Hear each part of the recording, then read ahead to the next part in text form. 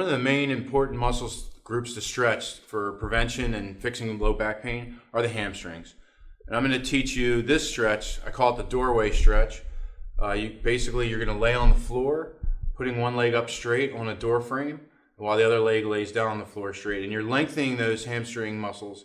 Your hamstrings are directly proportional to the health of your low back. And if you can make them more lengthy and activate them to get to their natural length, a static passive stretch like laying in a doorway will help. Ideally, your flexibility, your hips should be 90 degrees flexibility like the edge of the doorway is to the floor.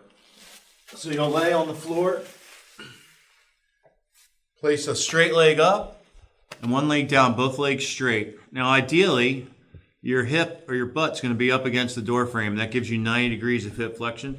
But most people aren't that flexible, especially if they're recovering from back pain. So we'll slide you back, and you want to find a comfortable angle. And you hold that angle, toes down, knees straight, both legs. And you hold it for 2 minutes.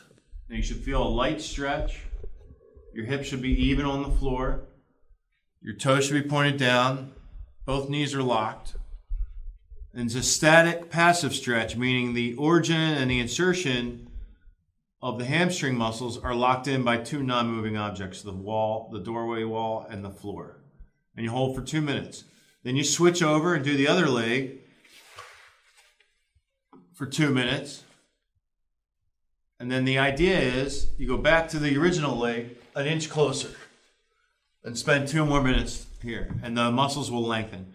And that same philosophy of moving an inch closer, you try to do each week or even each day if you're getting flexible, until you get up to the wall. Now, not everybody can get all the way to the wall, but even halfway closer is a huge gain.